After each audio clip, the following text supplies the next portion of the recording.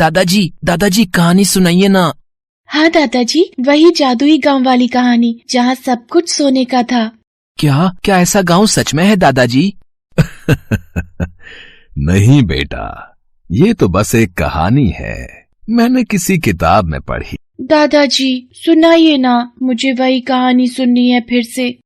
अच्छा बाबा ठीक है, आओ यहाँ बैठो और ध्यान से सुनो। बहुत साल पहले की बात है, ऊंचे ऊंचे पहाड़ों के बीच एक गांव था, बहुत ही सुंदर, लेकिन सबकी नजरों से दूर। ना तो वहां के लोगों ने अपने गांव से बाहर की दुनिया कभी देखी थी और ना ही उस गांव को कभी किसी ने देखा था। लेकिन ऐसा क्यों दादाजी? वो इसलिए क्योंकि वो गांव बड़ा ही खास था। उस गांव को एक वरदान मिला हुआ था। हर अमावस की रात को वो पूरा गांव सोने का बन जाता था और इसीलिए उस गांव का नाम था सोनपुर।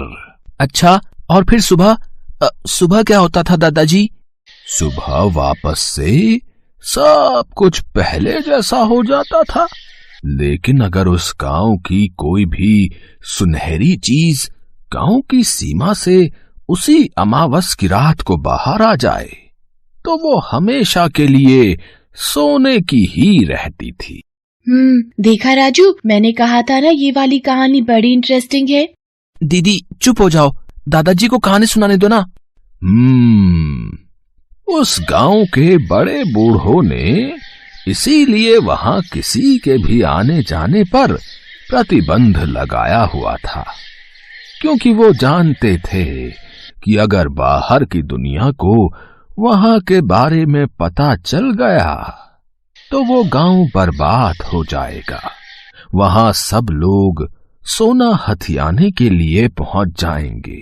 हाँ, उस गांव के मुखिया की एक बेटी थी, उसका नाम था राम्या। वो बड़ी ही चुलबुली थी। एक दिन उसने गांव के ऊपर से एक हेलीकॉप्टर उड़ते हुए देख लिया। बस फिर क्या था, वो तुरंत अपने पिता के पास गई और उनसे जिद करने लगी। पिताजी, वो बड़ी अलग सी चिड़िया थी, उसके पंख भी बिल्कुल अलग थे और उसकी आवाज भी मैंने पहले कभी नहीं सुनी और वो बहुत बड़ी भी थी। बेटी, पता नहीं तूने क्या देख लिया है, तू भूल जा उसे। देख, तेरी माँ कब से तुझे आवाज दे रही है। नहीं, मुझे नहीं जाना, मुझे आपसे बात करनी है। बाबा, मैं बस एक बार सोनपुर से बाहर जाकर देखना चाहती हूँ। मुझे विश्वास है कि सोनपुर से बाहर की दुनिया भी बहुत खास होगी। नहीं राम्या, तुम्हें सोनपुर के नियम पता है ना। अपनी सीमा से बाहर जाने की कोशिश कभी मत करना, समझी ना। और दोबारा इस तरह का ख्याल तुम्हारे मन में भी नहीं आना चाहिए। राम्या के पिताजी ने तो उसे मना कर दिया, लेकिन राम्या कहाँ मानने वाली थी। अगले दिन अमावस थी। रात होते ही सारा गांव जगमगाने लगा और सभी लोग पूजा पाठ करने लगे। ऐसा हर अमावस की रात को होता था। मौका पाकर राम्या ने एक पेड़ से सब कुछ सुनहरे पत्ते तोड़े और उन्हें अपने साथ लेकर गांव की सीमा से बाहर आ गई। हाँ, फिर क्या हुआ दादाजी? राम्या अपने गांव से बाहर तो आ गई, लेकिन बाहर की दुनिया उसके लिए बिल्कुल नई थी। कई दिनों तक चलने के बाद आखिरकार वो उन बाहरी इंसानों के बीच पहुंच ही गई। यहाँ उसके गांव के मुकाबले काफी तरक्की हो चुकी थी। राम्या को ये सब देखकर बहुत अच्छा लग रहा था, लेकिन फिर उसे भूख लगी। उसके गांव में तो सभी लोग कच्चे फल या कच्ची सब्जियां ही खाते थे, लेकिन गांव से बाहर वहां ऐसा नहीं था। ओफो, बहुत भूख लगी है, क्या करूं? हाँ, लगता है वहां कुछ खाने को मिल जाएगा, वहीं जाकर देखती हूँ। वो एक रेस्टोरेंट था। तरह तरह के खाने की तस्वीरें देखकर राम्या से रहा नहीं गया और वो तुरंत वहां पहुंच गई।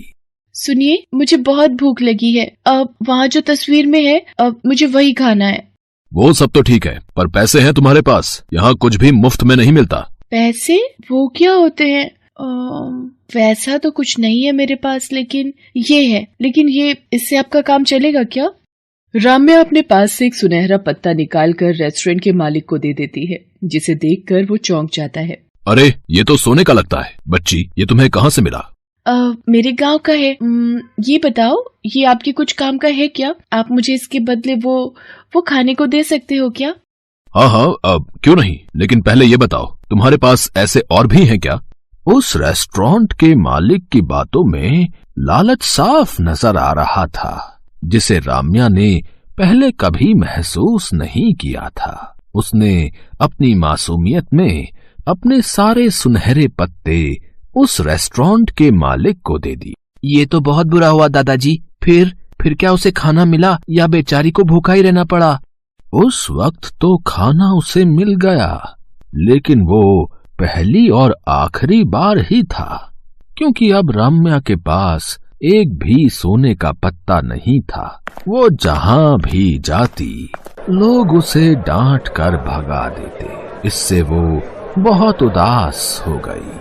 वो बेचारी भूखी प्यासी सड़कों पर भटकने लगी। ऐसे ही कई दिन गुजर गए।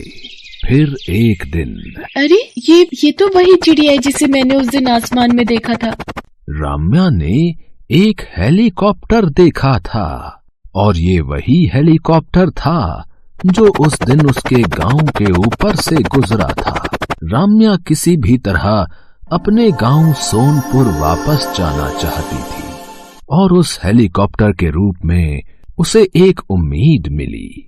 वो फौरन उस हेलीकॉप्टर के पास गई और उसके पास खड़े आदमी से बोली, सुनिए, ये चिड़िया आपकी है क्या?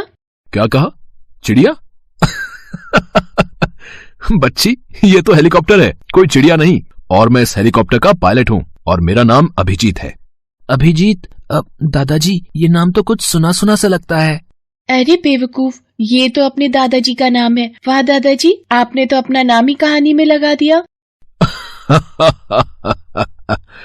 तुम बच्चे तो बड़े तेज हो। चलो अब आगे की कहानी सुनो। उस पायलट अभिजीत की बात सुनकर राम्या रोने लगती है। ये देखकर अभिजीत उसे चुप कराने की कोशिश करता है। उसके पास की दुकान से उसे एक चॉकलेट खरीद कर देता है। और मुझे ये बताओ, क्यों रो रही हो? मम्मी पापा कहाँ हैं तुम्हारी? और तुम्हारा घर कहाँ है? मेरा घर बहुत दूर है, और यहाँ से बहुत अच्छा भी है। यहाँ के लोग बिल्कुल भी अच्छे नहीं हैं। मुझे मेरे घर वापस जाना है। अच्छा, तो मुझे अपने घर का पता दो, मैं तुम्हें वहाँ पहुँचा दूंगा बेटा। सच? आप सच कह रहे हैं? मेरे गांव का नाम सोनपुर है। चलिए, जल्दी ले चलिए मुझे वहाँ। सोनपुर? ऐसी किसी जगह का नाम तो मैंने कभी नहीं सुना। बेटा कुछ और बताओ, अपने घर का फोन नंबर याद है तो वो बताओ मुझे। राम्या फोन नंबर कैसे बताती? उसने ना तो कभी कोई फोन देखा था और ना ही उसके बारे में कभी सुना था। फिर भी वो हिम्मत नहीं हारती और अभिजीत से कहती है, मेरे गांव तक पहुंचने का बस एक ही तरीका है। आप अपनी इस चिड़िया, मेरा मतलब है कि अपने इस हेलीकॉप्टर में बिठाकर ले चलो मुझे। मैं ऊपर से देखकर बता दूंगी कि मेरा गांव कहाँ है, लेकिन हमें रात के वक्त जाना होगा। आज अमावस्या है ना, तो मेरे गांव तक पहुंचना आसान होगा।